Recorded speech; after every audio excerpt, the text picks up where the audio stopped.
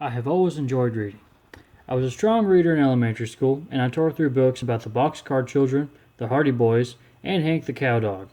As I read more and more of what our meager library section had to offer, I kept pushing myself to read books I had heard of on the show Wishbone, which starred a Jack Russell Terrier who reenacted scenes from classic works of literature.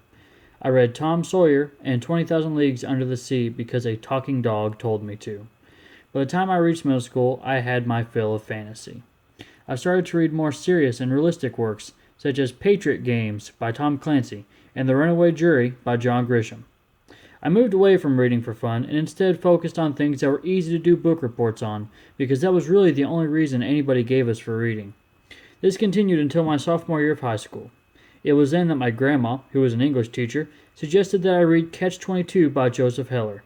I decided to give it a shot, so I checked it out of the library. I absolutely loved it. I had no idea how simultaneously hilarious, sad, smart, and purposeful a book could be.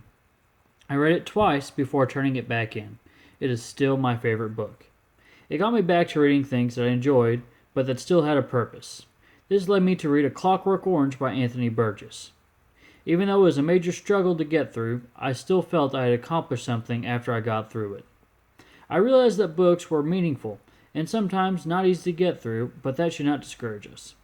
Now I read things I know I should read, as well as things that are simply fun to read, because I believe both of those things have great value. I do warn people to be careful what they read, because the memory of a bad book can last forever.